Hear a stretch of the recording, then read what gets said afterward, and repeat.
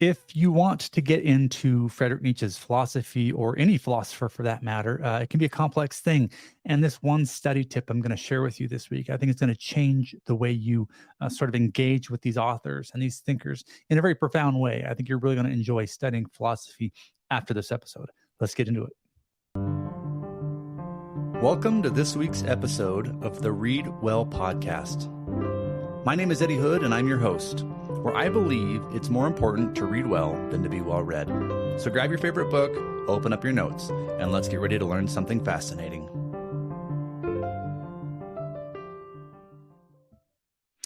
I am doing my best not to lose my voice, but I feel like I'm failing.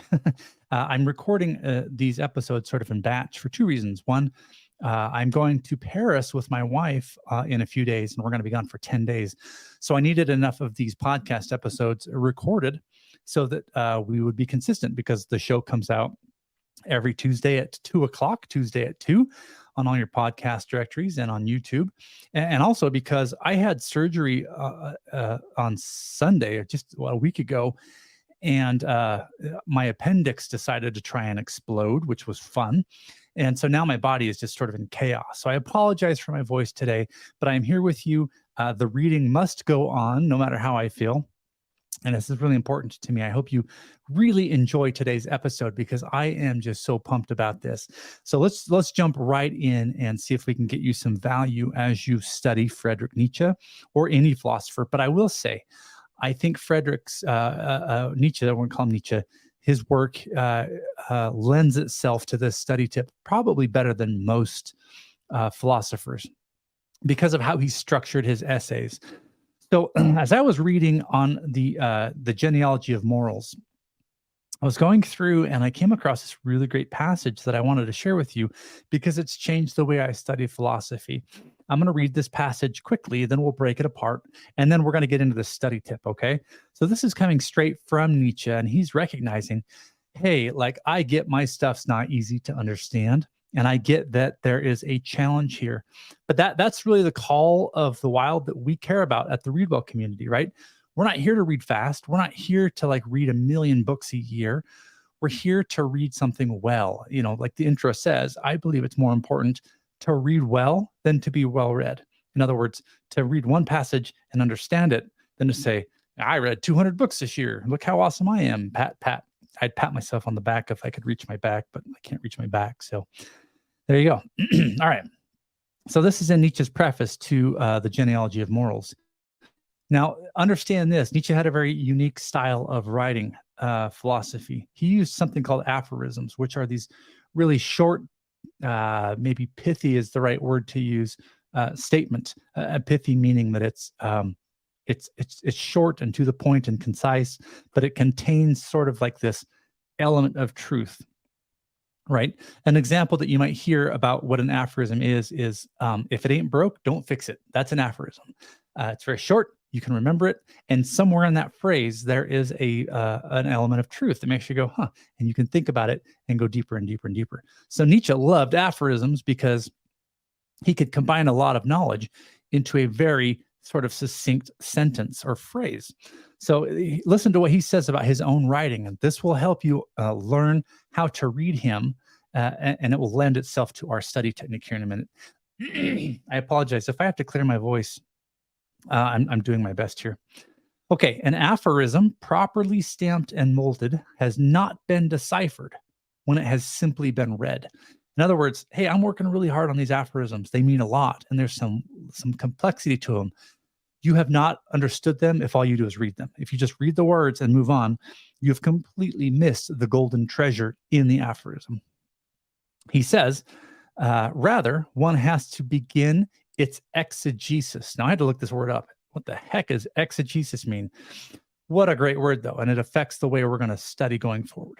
Exegesis means to break up, to write or to speak about something in a way that you critically analyze it. So when you read something like Nietzsche's aphorisms, you should then take a moment to speak about it or to write about it critically, to think about it critically and go through it sort of line by line. So you have to go through a process of exegesis, right? He says, for which this is required, uh, I'm sorry, backing up, for which is required an art of exegesis.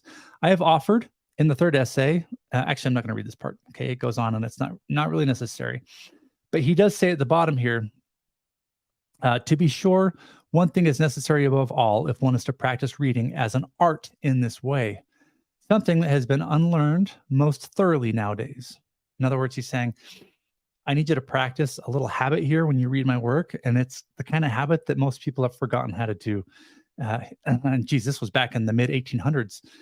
I can imagine how he would feel about readers today in 2023. He goes on to say, therefore, it will be some time before my writings are readable, right? Something for which one has almost to be a cow in any case and not a modern man, quote unquote. And he requires rumination. So there's the word that Nietzsche is saying. He's saying you need to ruminate on his writings. It's not enough to read it quickly and move on to the next thing. So we are going to learn how to do this today. And my thumbnail or my picture for this thing is not really a joke. I mean, it says on there that it's a $5.09 secret on learning how to understand Nietzsche. $5.09 is the cost I spent on a packet of 3x5 cards on Amazon. And these cards are going to be step one of actually going through and employing this process of exegesis. Okay. So I will, if you're watching this on YouTube, you'll kind of get a sense as I'm holding up books and note cards and stuff. But everything begins on a note card if you really want to understand what's happening in Nietzsche's phrasing. All right. So again, remember the exegesis is this idea that you are going to either speak about or write about something critically to sort of break it down into its own context or thought. Now, here's why this works for Nietzsche so well. Okay, the rules of the game are that you get to write one 3x5 card per section of Nietzsche's essays. Now, not all of his writing is like this. For example, Thus Spoke Zarathustra is a fictional novel, his only fictional novel that Nietzsche wrote. So it is not broken up like most of his essays are. But if you are reading his essay work, this works particularly well. It's a beautiful thing. He'll take his books and he'll break them up into essays. And each essay is further broken up into sections. And what I love is that the sections usually are not super long. I mean, they're a page or two or 3 pages at most. And what he's done really well that I love about his writing is that each section of the essay is usually a contained idea, an idea that relates to his overall arching message of the essay itself. So what we're going to do is we're going to take one 3x5 card and we're going to perform exegesis on that section of the essay. Okay. So at the very top, let me grab my first one here. Well, this isn't my first one, but at the very top, if you can see this on YouTube, I'm just writing E1.7. E1 means essay 1. 0.7 means section 7. So this card right here you're looking at is my exegesis of essay 1, section 7. There will be another card for E1.8, essay 1, section 8, and so on. Now, your job as you read through Nietzsche is to slow down. It's to slow down because his work is challenging, like all good philosophical work is. In fact, he points out that there are, in the beginning of this, the genealogy of morals, he points out that there are different ways to come about knowing something. And he mentions that often his work comes to fruition through a process called a priori knowledge.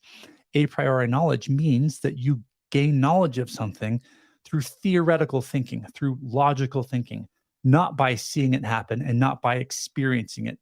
So often philosophy is understood a priori. Math is something that is usually understood a priori. You think about these sort of ideas and they start to make sense. You don't necessarily need to see 2 blocks and 2 blocks makes 4 blocks. You can sort of think through that. Right? A posteriori knowledge is different. That's the kind of knowledge that you gain by seeing something happen or by doing it, right? But Nietzsche's work is very much up in the head. It's very much a priori. And so you have to sort of sit back and do a lot of thinking, a lot of wrestling. So as you go through each section, you're going to pull out a 3x5 card. You're going to write E for essay, then the number of the essay, essay 1, because in each of his books, he's got first essay, third essay, fourth essay, and so on. I skipped second essay. I don't know why. I have nothing against second essays. But you will identify the essay and then add a period and then put the section number. Okay, I think I've made my point clear here. Let me get a drink so I no longer sound like a frog. Well, I still sound like a frog. Sorry. All right. Now, here's how this works. As you open up his work, it's going to be somewhat challenging. Some of the sections are easier to understand than others, but your job is to slow down. Your job is simply to slow down. And you're going to read through the entire section. Again, they're very short. So if I hold up this book here, here's a section. You can see that it's like half of a page, right? Here's another section, which is half of a page. They're not usually long, but your job is to read that section once, just read it through like you would the newspaper or Harry Potter or anything else that doesn't require lots of like mental capacity. Then you're going to give it a second to like settle in, and you're going to ask the general question, what the heck did I just read? What is the overall arching point of this, this section? Okay. Once you get that sort of in your head and you think you know what he's sort of leaning towards, you're going to go back, you're going to grab your little 3x5 card, and you're going to start reading slowly. Now, as you read slowly, you're going to go word by word. Okay. And your job is to make sure you understand the meaning of each word, because Nietzsche likes to use dual meanings. He likes to take words that often have multiple meanings, and he likes to play with those words. And so it's critical that you look at each word and say, what does that word mean? And if you don't know what it means, you need to have, I don't have mine with me at the moment, but you need to have a dictionary with you or your phone. I prefer a dictionary because phones are distracting. But you need to look up every word you don't understand. And you especially need to look up the words you think you understand, but you're not quite sure. I had to do this a lot I do this constantly with him because he's such an intelligent man, or he was, that he uses vocabulary that's often far above my own. But there are words that I've heard before, that I've come across. And so my brain thinks, yeah, I know that one. Let's just keep chugging on.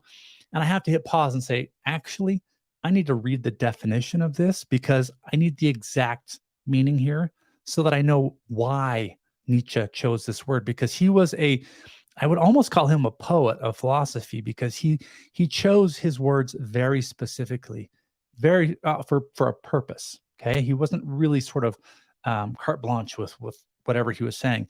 He would write and he would think, is this the correct word here? Does this word convey the meaning I need it to convey? So it's critical that you look up these words if you want to understand his work, right? Now, this is the fun part. This is where you actually get smarter. Every time you come across a word you have to look up, that word also gets its own vocabulary or its own 3x5 card. And you're just going to write vocab at the top. And then in the middle of the card, you're going to write the word itself and its definition. And you're just going to let these pile up. So as you go through the essay, you're going to end up with one card per section. And then you're going to get one card per vocabulary word that you have sort of a need to explore. Okay.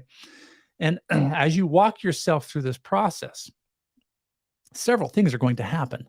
You are going to start to understand what the section is saying.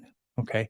Now, at the end of the section, the most critical part, the exegesis part, is to restate what that section said, of course, in your own words, to turn around and not copy it word for word.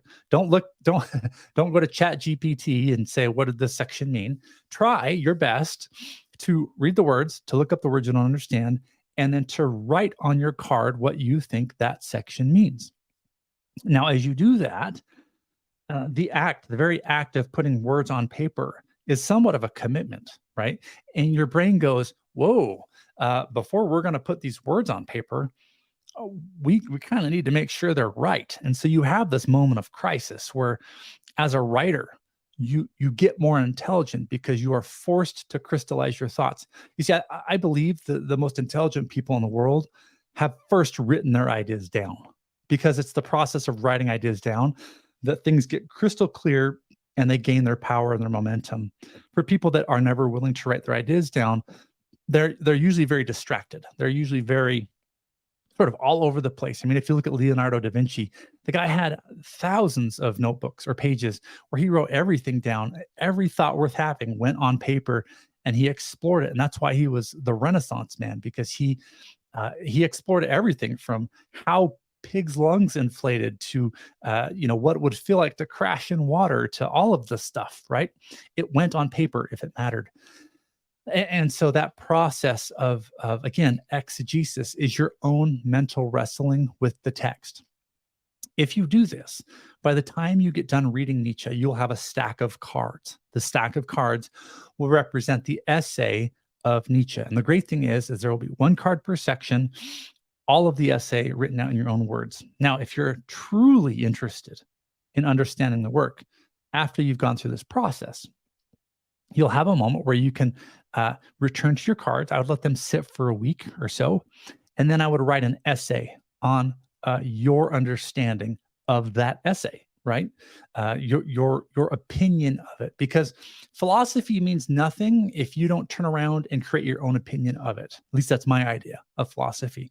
If all you do is simply gather the ideas of the greats and go, that was interesting, and then you put the book back and go back to work, that philosophy didn't serve you well. It didn't do anything to elevate the conversation. That's the whole point of philosophy, is to elevate the conversation, right? Our understanding of specific questions.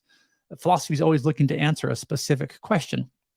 So you as a reader are every bit as worthy and have every much of a right to add to that conversation as Nietzsche or Kant or Hume or anybody, right? Just because their names are on the spines of philosophical works, that does not make them better than you. It just means they took time to write their thoughts down. And now it is your turn.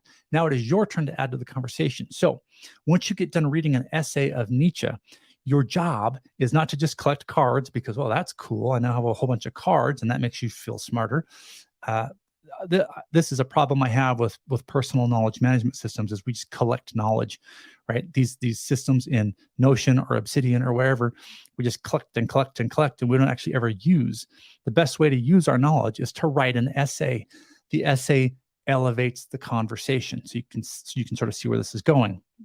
Now, pretend with me, if you will, that maybe it takes you a week to read the first essay of the genealogy of morals. I don't know. You then get your stack of cards, and a week later, you write an essay of that essay, right? But you don't write a research paper. I spoke about this, I think, in my previous episode. There's a difference between a research paper and an essay. A research paper is your sort of regurgitation of what you found. Hey, I researched this topic. Here are the scientific ideas. Boom, boom, boom, boom, boom. Here's my references. The end. An essay says, here's what I studied, and here's my opinion of it. An essay is where you get to share your own idea. So take these cards once you've read it, read through the ideas, your own ideas on the card, because they will have been in your words now, and then sit back and put pen to paper. Take an hour and commit your ideas to paper. Maybe you thought the essay was terrible. Tell us why. Maybe you thought it was profound and moving for whatever reason. Tell us why. And maybe you could add to it and say, for example, Nietzsche said that our value systems were not given to us by God. They were given to us as a way to separate the classes of people. This is an idea that he promoted all of the time, which in the beginning he believed that values were used to sort of distinguish the noble people from the common people, right? And the people who were righteous and good, those were the nobles, and the people who were dirty and gross, those were the commons, right? And from there, our value system began to grow and expand. This is his idea. Whether you believe it or not, or I believe it or not, that is not what this video is about. But you could take that idea as an example and now add your opinion to it. Do you think it's accurate? Do you think it's interesting? Do you think there is some more context there? What have you seen in your own personal life to sort of expand on this decision? That is the value of an essay. And it is until you write down your thoughts in an essay that nothing will stick around. Because when you die, which that will come, your ideas will go with you.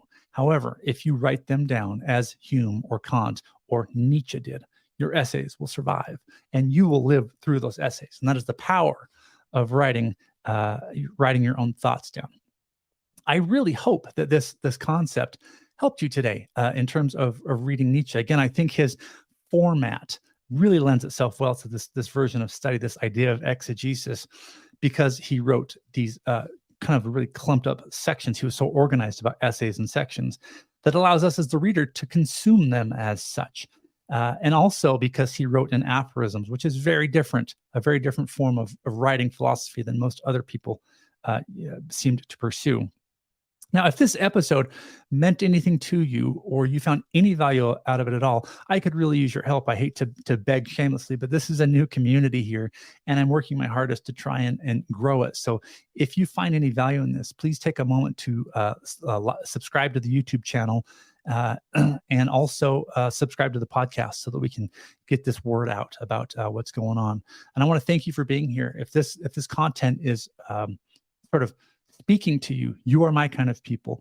You're the kind of person that likes to read, that likes to think, that likes to be with the authors on the shelf and really learn from them.